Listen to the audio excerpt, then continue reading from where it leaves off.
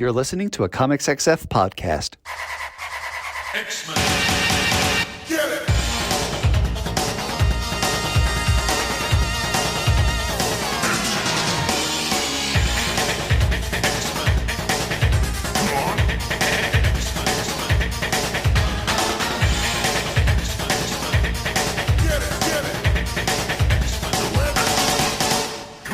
Hey everyone, and welcome to another exciting episode of Battle of the Atom. This is your most, what do I say here? This is the most ultra best X-Men podcast where we rank every story from A to Z. I'm Ultra Atom. And I'm the bad boy of the Ultras. That is, of course, Zach. Hey, Adam. Hey, we got a weird one this week, folks. You know, we keep talking about this, like, to ourselves, and, like, sometimes we read something, we say, this will be funny. This is a funny joke we're playing on ourselves, and we keep playing pranks on us, and we're the recipients of the bad parts of the pranks. You know, I was really looking forward to reading this stuff because it's so out there and left field, and I was like, surely this must have some surprises in store for me that I will enjoy. And, I am sad to report that is not the case. So, Zach, we might as well jump right into it. What are we talking about this week and who requested it? Okay, so this is important because the requester, and this is the thing, if you want to make us play pranks on ourselves, all you have to do is go on over to patreon.com/Battle of the Atom, reach deep down into your hearts and pocketbooks, and put a couple of coins into our coffers. At the $5 a month level, you get an episode where we will just do it around one of your suggestions.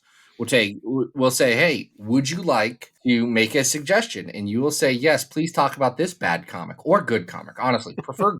But normally, you'll take a bad comic and you'll say, please do an episode about this. And then Adam and I will sit down and say, how could we make this worse for ourselves? And then we'll craft more bad comics around it. And then you get your $5 worth. And then we get the satisfaction of knowing that there's people listening to our pain and suffering. Pain and suffering is true. So who requested 1995's Malibu Phoenix Resurrection? Oh, that was Andy Clark. If you want to be like Andy, do the thing I just said. And we thank Andy. I don't thank Andy. Well, I should listen. I always thank our listeners for challenging us, but this was a challenge, Andy. So just a little background for our listeners. Malibu may sound like something that has nothing to do with the X-Men, but you would be wrong. Many people from the 90s might remember that Malibu was the publisher that then turned into the publisher of Image Comics from the year 92 to 93. But then when Image decided they had their crap together, Malibu had a problem. They needed to actually make some superhero comics, and thus they formed the Ultraverse. And so that was great. That went on for a while until DC decided that they were going to buy out Malibu Comics, and that would give them a majority share of the comics market in the mid-90s. Marvel decided we can't let that happen, so they jumped on it and bought it out from underneath DC. So now you have a situation. You have to understand at the time, people, Marvel was throwing so much money around for truly baffling M&A activity, including kind of most famously the Topps cards. Wait, was it Topps? No, it's not Topps. It was a bad It was Fleer, card I company. think they bought. Fleer. It was Fleer. Yes, Yeah. They bought Fleer, and they were over leveraged. And a few years come around, and the banks start to be like, "This is not great." And your shareholders who have a majority stake in Toy Biz are like, actually, we need to figure out how we fix this. Mm-hmm. And that's how we get Ike. Right. So, yeah. So where we're picking up with Malibu today is after several years, after the Marvel acquisition, Marvel decides to reboot the Malibu universe with, instead of 0 or 1 issues, infinity issues. We'll get to one of those later, but then they start crossing over their characters. So, of course, gotta get the X-Men there, right? They're the hottest thing ever. So we're gonna start with 1995's Phoenix Resurrection, which is basically the Phoenix coming to the Malibu Ultraverse. Yeah, so here's the thing. Adam, how many Malibu Ultraverse characters could you just think of off the top of your head? Okay, so before I started reading anything, I did what you suggested last week, and I went on Tubi and tried to watch the Ultra Force cartoon. And that gave me at least a little bit of an idea just from the opening credits about who these characters were, but I didn't remember a lot of their names. And I only lasted 5 minutes on that show because it was really badly done. So the answer is... You didn't learn about Rune or Prime or any of the other classic characters that Malibu was putting out during what I think, well, I think you and I have a love for some things 90s. I would say that there was a good amount of time where people were just putting out teams of superheroes without any thought behind it because, well, Image did so well. Yeah, I mean, it's definitely a cash grab, and there's these just teams of random, superheroes, and Ultra Force is the version of the Avengers in this world, right? And it takes a lot of the characters that had already existed in the Malibu universe and put them together. But are they recognizable? Are they memorable? What about the Nightman?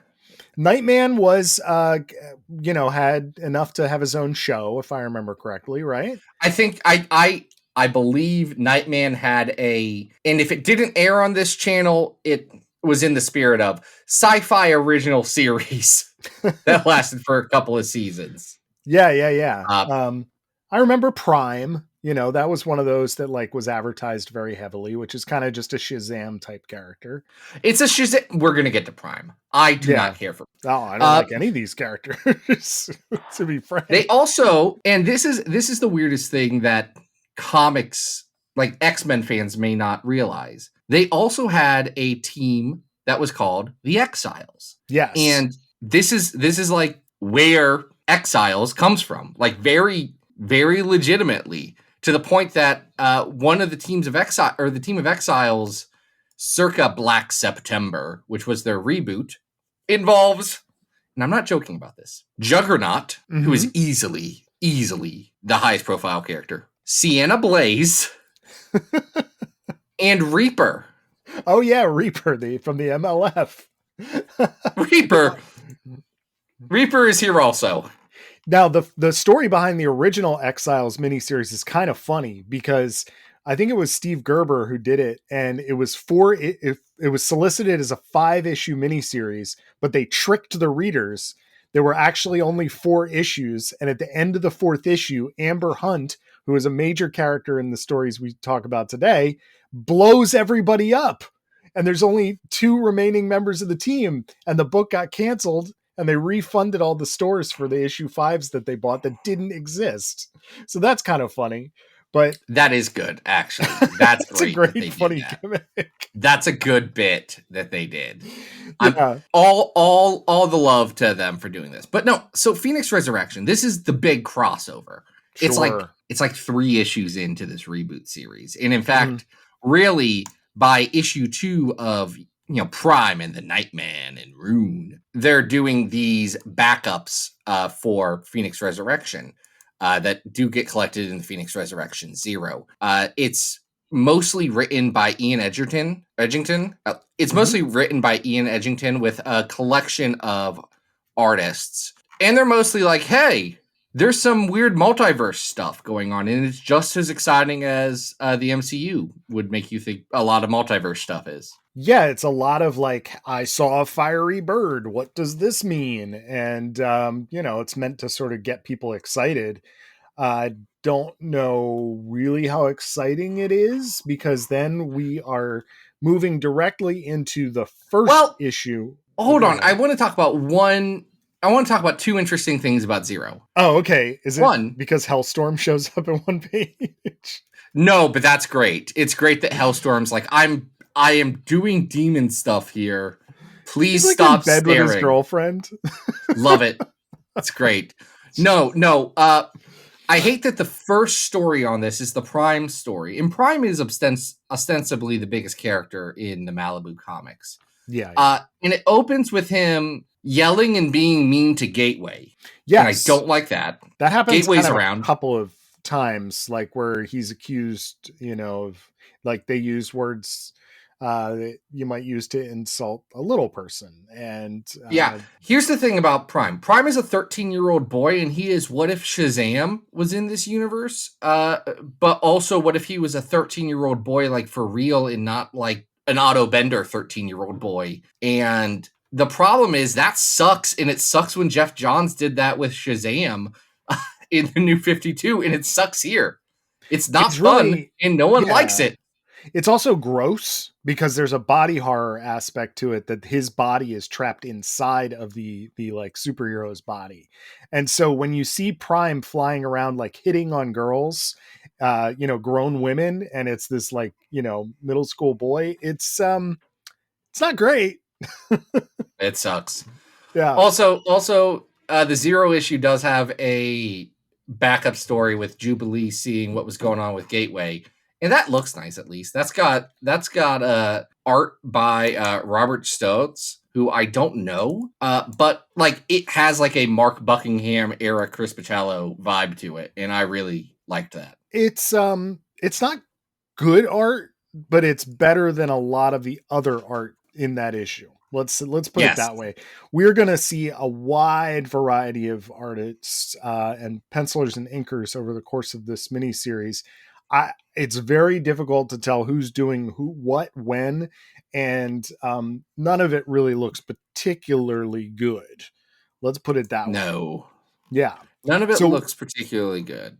Yeah. So we move from the Zero issue, which is all of the backup stories, into one of the most confusing numbering sequences that I have ever seen. So we go from a Zero issue into Phoenix Resurrection Revelations #1, followed by Phoenix Resurrection Aftermath #1. No, you're skipping Phoenix Resurrection Genesis. Oh, I'm sorry. Then Revelation.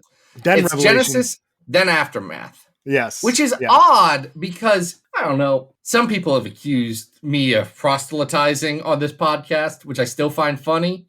I'm just going to say that the last book of the Bible is Revelation. It's not the middle book.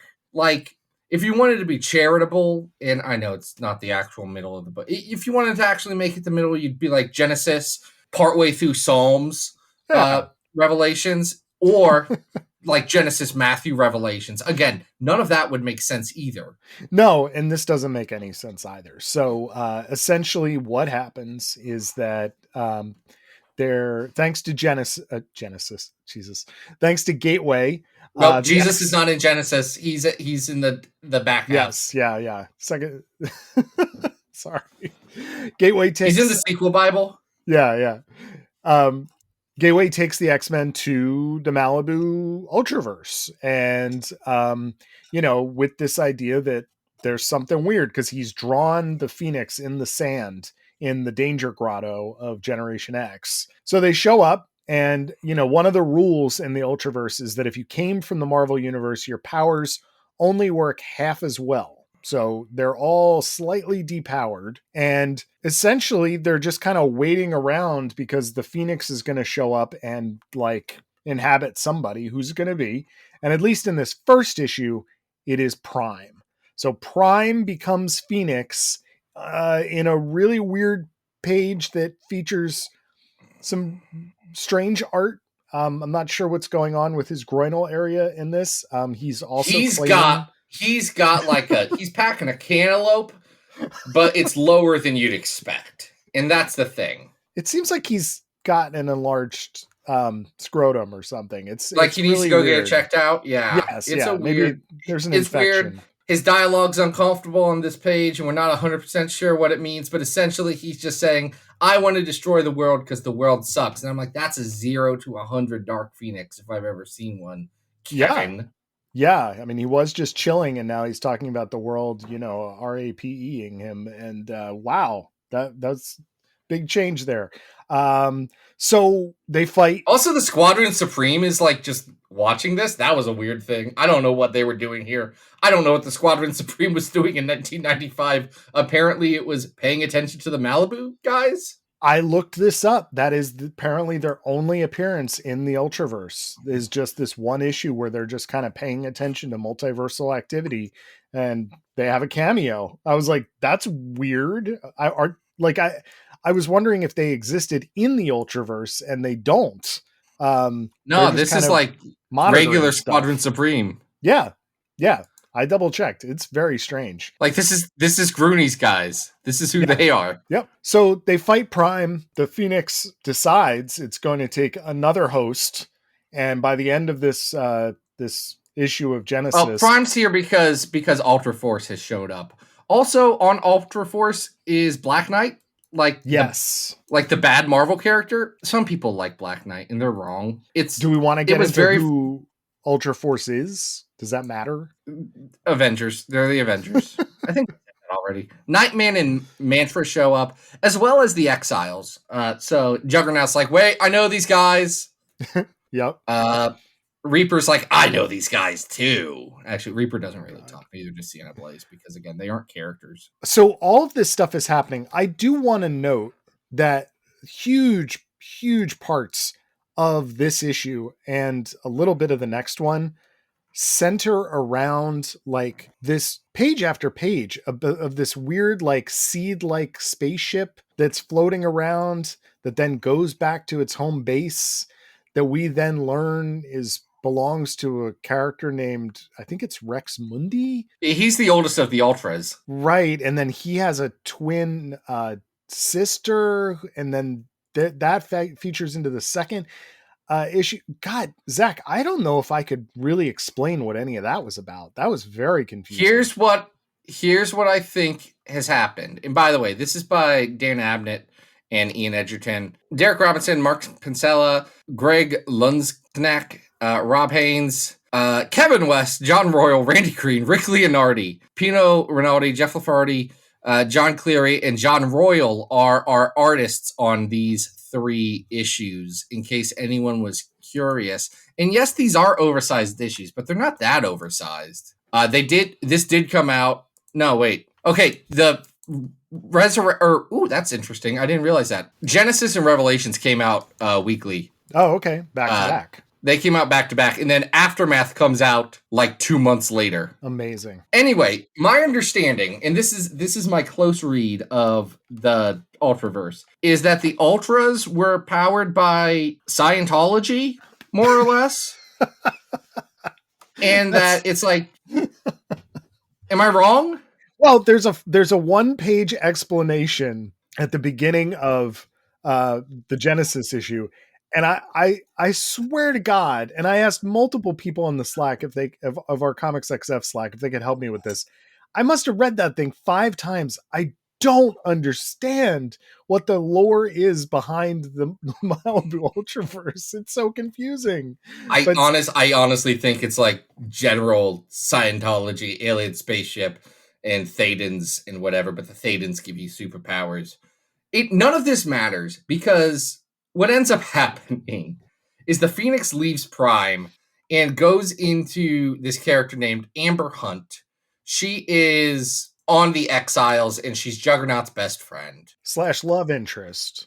/ love interest. It's a whole thing. We'll get into that in an Exiles thing. Anyway, and then Amber fights the Phoenix, or has the Phoenix. But then there is a new character named Rose Autumn, who is called Foxfire, who has powers that give her a metal body, but the metal body is also gold.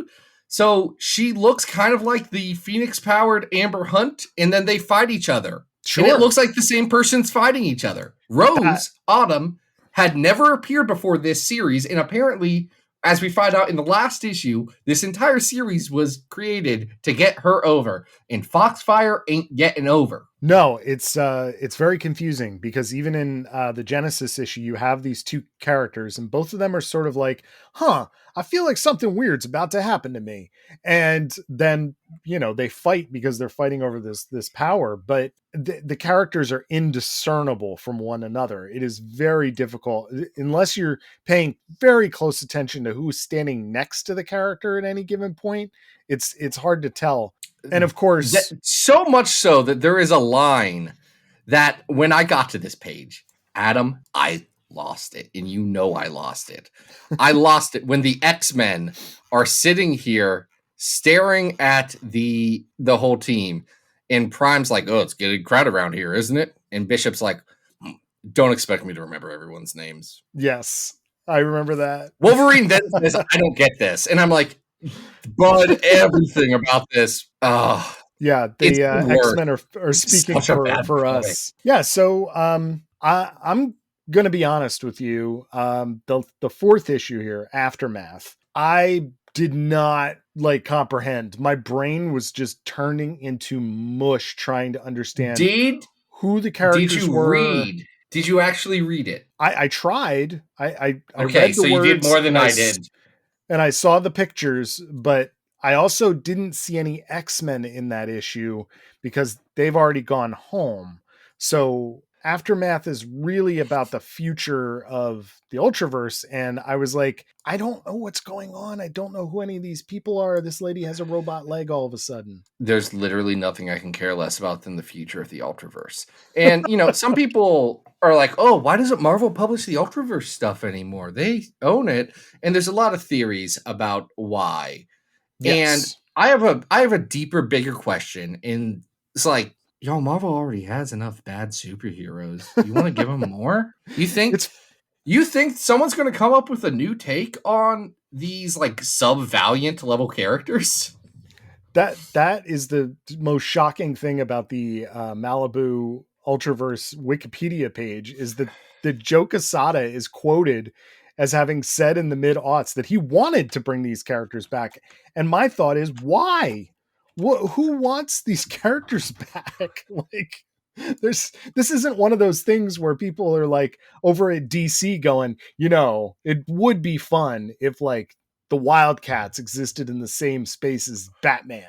That'd be kind of fun. No one in Marvel should be sitting around going, how can we work Ghoul into modern Ghost Rider comics? Okay, hold on. I think Ghoul might actually be the best one. Ghoul kind of looks great. I liked Ghoul up until the point when I realized that Ghoul doesn't really have any powers. He's just a corpse with guns. And I was like, yeah, that's great. I don't know why you're saying this as a... Can't we give him something zombie fun to do other than just have guns? I was like, can he have bone powers or I don't know, brain eating power? I don't know. He doesn't do anything. He just shoots things. I don't know. A zombie with guns is pretty good. It's better than a lot of the other ones. Yes. Here's the thing. I would rather Marvel buy the rights to John Byrne's Next Men or to the Malibu X Mutants that you always find in quarter bins. And you're like, should I pick this up? And you're actually like, no, I shouldn't. Visionary artist Ron Lim's X Mutants. Yeah. Friggin' the dude I will never disrespect because he's just working and he also worked the entire time on X-Men 2099, Ron Lim. Yeah. Never stopped. It's still doing his thing. It's absolutely wild. Anyway, this is a bad comic and no one should ever do no one should ever do this freaking Ultraverse crap ever again. This is bad. It's all the worst excess of the 90s. And it sucks, and we now have to rank it on our big old list, Adam. We sure do. So I know I'm already down towards the bottom, but you might as well tell people about the list first. We're ranking all the X-Men stories on our road to 900 X-Men stories. That's too many X-Men stories, by the way. Podcast has gone on for too long. I honestly feel like when we started, Adam, I think we were like, well, if we get to 100, that's a pretty good show we did. Yeah. We're on the road to 9. Best X-Men story of all time is House of X Powers 10. 100th is the Mighty Thor 15 to 19 Asgard Shi'ar War. 300th is the first Juggernaut story, which I don't think Adam actually read X-Men number 12, but he did read 13, and that one's pretty good. Number 500 is X-Men Age of Apocalypse 2005. Adam, go back and listen to that episode. You did not read that comic. I remember very, very specifically. I'm calling you out 5 years later. Sounds like me. Number 700 is Sabretooth Mystique.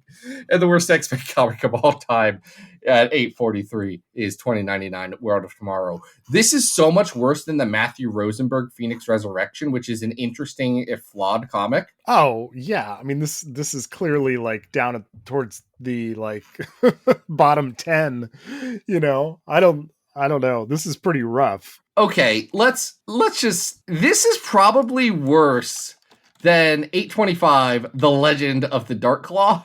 Yep, I would agree. I think it's worse than the Bird Brain Saga at 826. This is worse than 832, Witchblade Wolverine. Yep.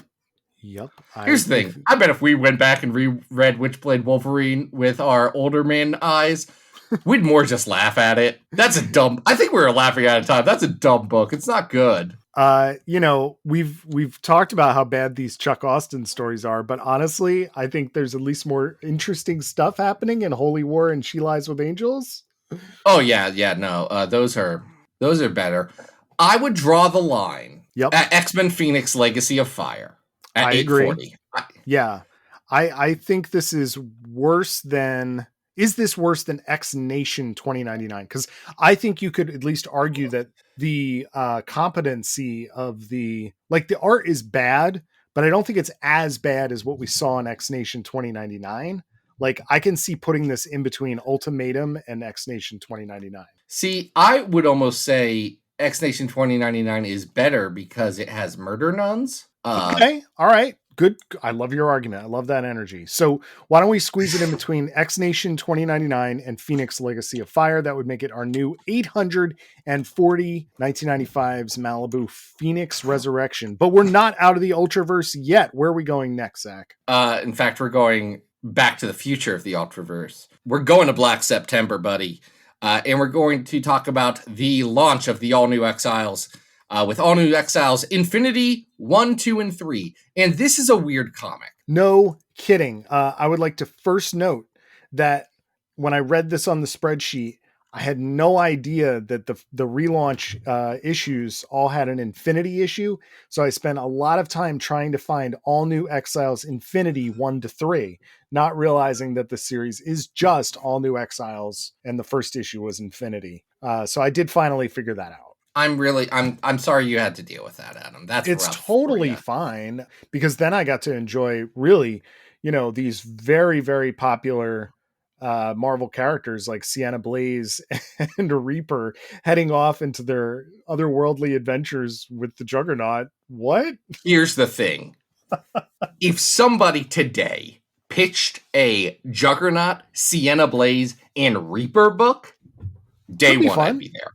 Could be fun. Literally no question in my mind. If Marvel was going to today say, here's our new X-Men book. It is Juggernaut, it's Sienna Blaze, and it's Reaper. I'd be like, that sounds dumb. I want it. So I've been fascinated. Yes. Yeah, I just want to put a little asterisk on that. If Brevoort came out with that pitch, but then we found out that Terry Kavanagh was writing it, would you be as excited? Okay. No, because the problem with All New Exiles is that it is written by Terry Kavanagh and Ben Robb. Yup. What a combo. Jesus Christ. MC Wyman does most of the art on these issues, though Ken Lashley jumps in for a couple of pages on a couple of them. And honestly, while he's getting a bad shift on this, like you can only polish your turd so much. Lashley's doing good work. I like Lashley. I got to tell you, I was very grateful to see Lashley, because he actually, by doing so much of his Jim Lee ripoff stuff, like there was actual visual coherence to what was going on the page, which has been completely absent so far in like everything else we read. So I was like, okay, I can at least understand what's happening. Yeah. So Juggernaut and Sienna Blaze and Reaper and the other characters who I guess we have to name are Strike, who is a guy in armor. He's like a Deathstroke kind of dude, I guess. Yeah. Yep. That's a good comparison. Amber Hunt, who we've talked about earlier. She's blow metally and flyy. Yeah, blow up lady. explodes. And then Shuriken, who apparently is a mother who has lost her child and also throws shurikens. Yeah. She's basically Psylocke, like, but she just throws ninja stars. It is shocking when Reaper has the second most amount of depth of your cast. And Sienna Blaze has the third. And it's legitimately not just I know these characters better, because I'm gonna be real. I can't tell you about Reaper or Sienna Blaze's personality. I can tell you about the time Reaper got his hands cut off, and then the time he got his hands cut off again. I can't tell you like what Reaper thinks, because he's a Rob Liefeld character, people. He's not dead deep, and yet so much deeper than Strike.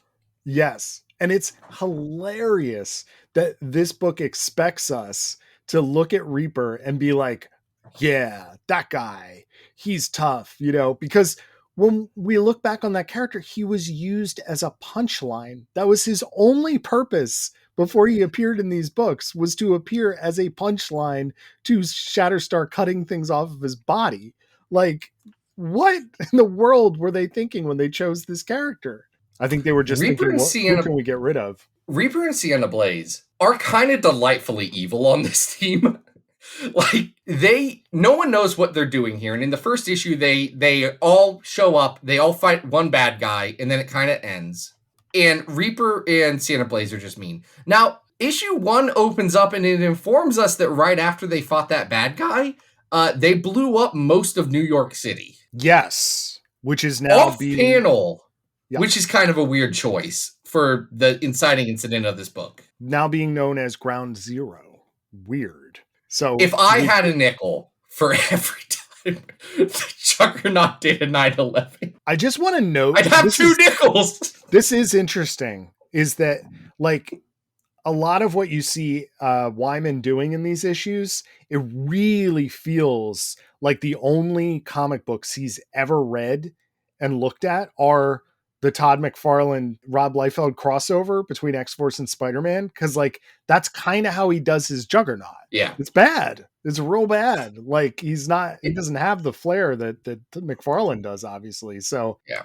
they are, you know, going on these like adventures of fighting these villains. Like, how do you say this? Qune? Qune? I think it's Coon, because I'm guessing now that I see it, it's supposed to be. I bet you he's supposed to be like related to Rune, the character from the Ultraverse. And if you're gonna ask me how, I'm gonna say I don't know and shut up, and no one cares. They fight a guy. Yeah, he Amber and the Juggernaut have a relationship. That's what happens here. Yep. So they blow up more stuff. There's another character that's like their like Wolverine type character named Hellblade, who shows up at a certain point.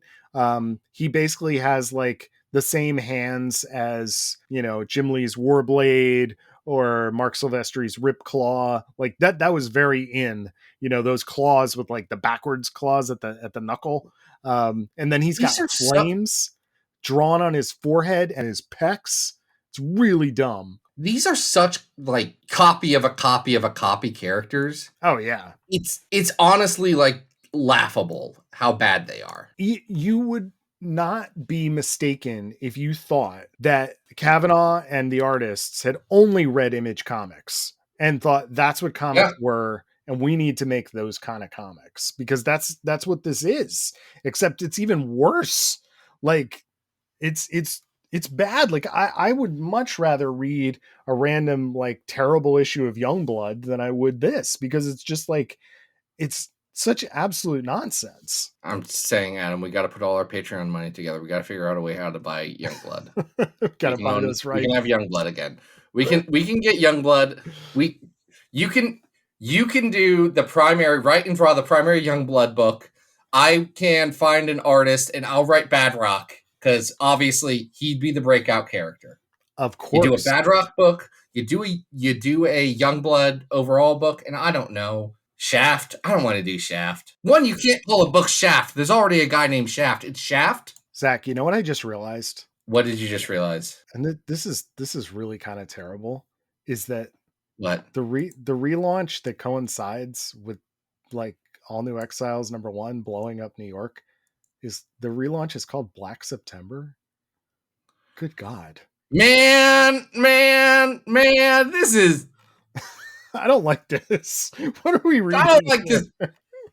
Oh, This is. God. You might think, people, that you should like pick up these books just because they're weird. Mm-hmm. And the answer is no, don't do that. Also, No, Adam, duh. yeah. The obvious thing is you would do a Chapel and a Vogue spin-off book. That's what you would do. Sure. Also with Bad Rock. Let's go. Let's do it.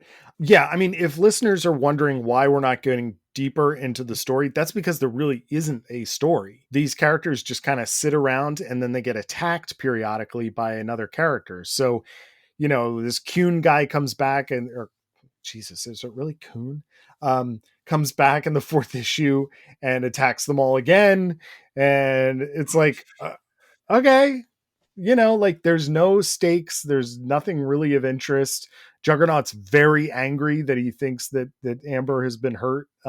And that's about the most motivation that any character has. I saw someone once claim that actually Juggernaut's path to becoming a more heroic character started in the Ultraverse. And I feel like that's a very generous reading of the Wikipedia summaries of these books and not a reading of these actual truly terrible books. By the way, Juggernaut goes back by issue 5. Reaper sends him back to the regular universe. I love also that's fun is that the person that gets them back is Reaper. Reaper is the one with the secret plot to like actually get our heroes back to the Marvel universe. It's so weird. Anyway, I don't know. I mean, this I think is just as bad as what we read with Phoenix Resurrection, but I couldn't tell you if it's better or worse. I mean, it's just like the definition of like a quarter bin, book that no one ever should read, I would say this is better than Phoenix Resurrection, but worse than number 834 on our list, X-Force Volume 2, X-Force and Cable, The Legends Returns. Yeah, I would agree. All right.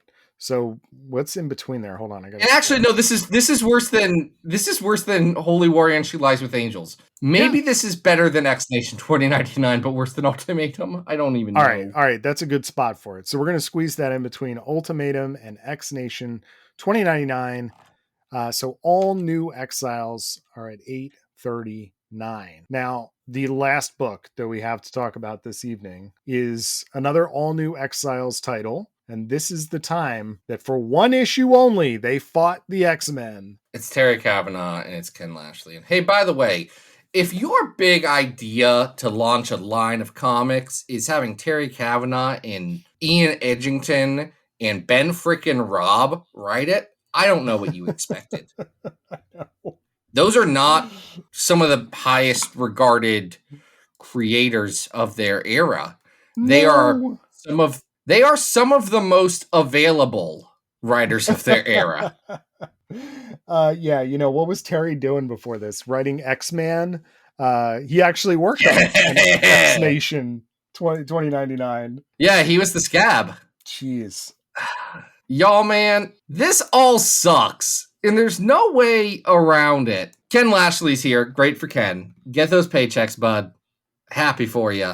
Yeah, so we should maybe mention the cover, which does by Dan Panosian. Yeah, Dan Panosian does a Days of Future Past riff. So we've got Storm, Beast, Iceman, Rogue, and Gambit standing in front of a sign, like the dead wanted sign, except it's the all new Exiles. Ooh, it's a really bad, limited premium edition 0 issue. Yeah, this is a really bad homage to Days of Future Past. Like it's like they started. Oh, you mean it's like they started with it? Yeah, it's like they started with an homage, and then they realized that they had too many characters, so they didn't do an homage. And it's like, yo, scrap that in the layout stage. You were just doing like concept sketches. You didn't have to choose this one. Because here's what happens. Professor X is worried because he can't find his brother. Okay. So he's like, Can we just talk about this for a second? Yeah. This is the most preposterous premise I have ever heard of to start this comic, is that Professor X is like stroking out inside of the Cerebro, trying to figure out where his brother is. Has Professor X ever wanted to be in contact with his brother in his entire Hey, life? Here's another pretty commonly well-known fact about Kane Marco the Juggernaut. He's got a little hat, Charles. He's got a little hat that since day one, you haven't been able to get into his mind. That's not like a Magneto helmet retcon thing. This is day one. He was like, no, you got to get this helmet off me to defeat me. Those are from those stories you didn't read, Adam, but because you got the issue number from 5 years ago. It makes me laugh so hard that Professor X is sweating profusely, talking about using Shi'ar booster modifications to the Cerebro so that he could search out and find this brother that, of course, he doesn't want to find Kane Marco. Why would he? This is the guy that came and smashed up his entire mansion the first time they met. Like, he doesn't want this guy in his life. The fact that he went away in a random issue of Wolverine through a portal, that's a good thing for everybody. You know, the beauty about him going away in a portal is that the next time he comes back, it's like for Onslaught. So you can just you could literally excise this from Juggernaut's continuity and lose nothing. Yeah. Goes through a portal. Oh, he must have come out and fought Juggernaut and then got punched across the world. So after all this sweating and, vein popping that Professor X is doing, it turns out there's a very easy way to find Juggernaut. All you have to do is pack several X-Men into the Blackbird and then have Gateway just spin a portal open, and then he'll just magically bring you to wherever you need to go. Gateway, historically, very good at following orders and listening and doing what you want. Right?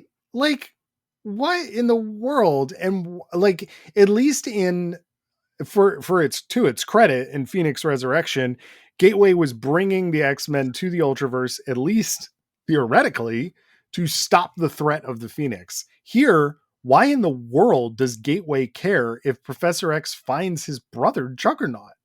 Like, it's such I don't know. I would argue that Gateway probably doesn't care about Juggernaut all that much. No, absolutely not. I would argue Gateway's fairly chill most of the time, and probably is like, I don't know.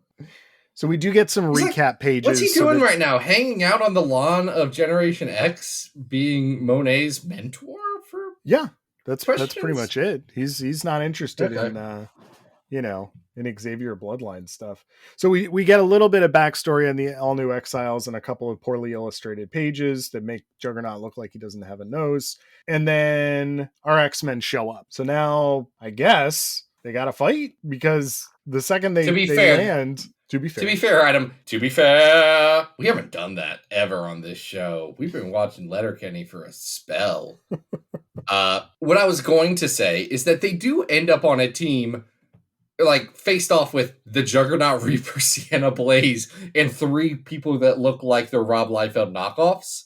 So, sure. I do not blame the X-Men for being obviously these are bad guys. Yeah, I mean, the very first person they recognize in front of Juggernaut is Sienna Blaze, and Sienna Blaze immediately is like, "I'm gonna shoot you," while shouting the word "Blaze." I know that's what I do in these scenarios. Just yell my last name. #Blaze it. Sienna Blaze. We gotta cover that friggin' X-Men Unlimited issue with Sienna Blaze and the Snowstorm, the good Sienna Blaze story, the one that exists. X-Men Unlimited 1. We've never done it. Yeah, it rules. Yeah. So there's some weird stuff with Reaper trying to jump back through Gateway's portal that then basically opens up a gateway to hell or something, because this giant Todd McFarlane-esque Violator demon type thing pops out. It's rah, and then hisses at them. So now then they all fight. Both teams have to fight the giant snakehead thing, right? They all fight. That's it. They all do a fight. And then they've done a fight. So I don't think this is an exaggeration. Like the vast majority of this issue is just the two teams shooting lasers at each other, right? Like energy blasts, and then shooting energy blasts at the thing coming out of the portal. And then the X-Men are like, well, I guess we got to go home. So a very, very creepily illustrated Gateway spins his doohickey and sends them back again, right? But the Exiles decide, Juggernaut decides he's staying. And yet, I say all that to say, better than all of the other Ultraverse stories we've talked about, because this one at least mostly had characters I knew and recognized and liked. Not only that, but it is drawn by Ken Lashley, and I can understand it. I at least know what's going on. There's visual coherence in what is happening here. Is some of it drawn poorly? Yes. But, it's mainly Jim Lee knockoff stuff that Lashley is famous for this time period. And I can understand what happens in this issue. It's on par with other company crossover crap that we've talked about in the past. It's not completely illegible like some of the other two stories that we've already talked about tonight. Is it better or worse than Hyperstorm, the Fantastic Four story? Where is that at? That's at 824. Yeah, we're in the 800s, I think. Like, it's still very low quality. Like, Eve of Destruction is better than this, and that's at 805. Yeah, I'm working my way down. So you're saying this is better than The Legend of Darkclaw, which I would agree with. You know what? I think this has to go below Storm the Arena. A story that I don't think is good. Mm-hmm. But again, is like, more like put together as a story. I would agree with that. I think Hyperstorm might actually still have the edge on this, though. Hyperstorm's... Okay, you know what? Screw it. I don't want to talk about the Ultraverse ever again. Let's put it between Hyperstorm and Legend of the Darkclaw. I love it. That's great. You know what? That's no, great. Let's put it below Legend of the Darkclaw. Okay. Darkclaw's not good, but he's also Batman Wolverine. Yeah. Okay. Yeah. This is still not as bad as Bird Brain. Bird Brain?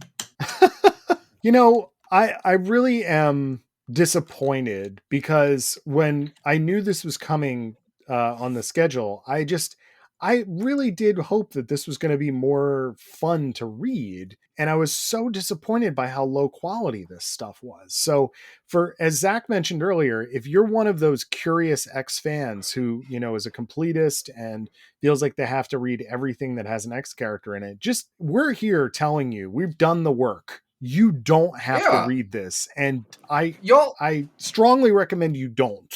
Y'all, we'll tell you if there's something interesting enough that you should probably go check it out, like Wolverine marrying Witchblade. Yeah. That I would tell you, you absolutely need to read this 2000s Chris Claremont comic where Wolverine marries Witchblade in Vegas. It's not good, but you do need to read it. Right. We know where fun is. When there's crap, but it's still fun.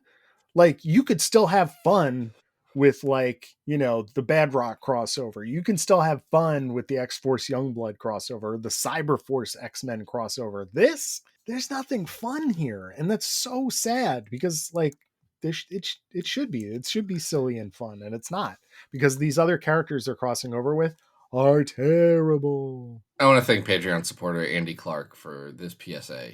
Thank you, Andy. About why you should not read the Ultraverse. It's just not good. No, it's all bad. It is quality. This is a quality thing. It's just this is some of the most mind-numbingly bad comics I've read in a spell. Yep. Adam, what do you got going on? Let's see. What do I have going on? A couple things of late. If you missed, Anna and I did coverage of Jean Grey 1-4 on Comics XF. Go check that out. I don't think I mentioned this on the last episode. I actually guest co-hosted Bat Chat recently, our sister podcast over at Comics XF. So I got on there with Matt and we did 3 Batman stories that are from X creators.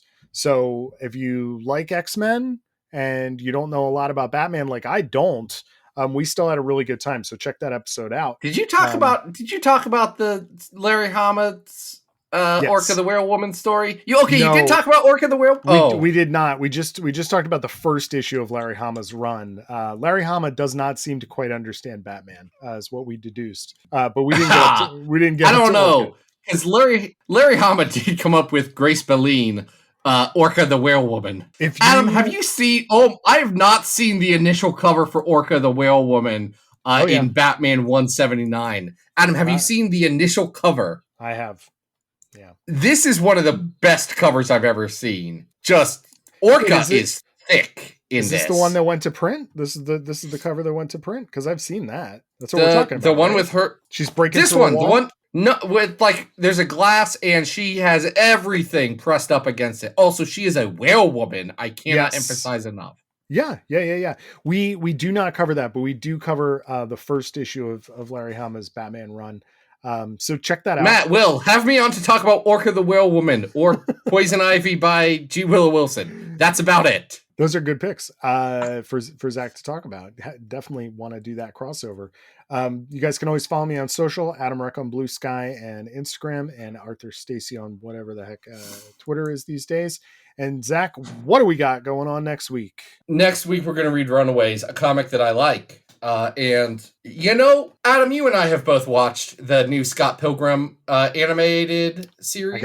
I got one episode to go, and I'm really enjoying it. Well, you know, we're not going to talk about anything except for, man, do I have reservations about revisiting early 2000s media that meant a lot to me with my older thoughts and be like, how much of this works still? I think Runaways probably still mostly works, but we'll see. We're going to find out. I promise you we're still an X-Men podcast. It's all X-Men things. It won't just be whatever nonsense we come up with. And by we, I mean our patrons. But until then, folks, this has been Battle of the Atom. We hope you survived the experience. Get it!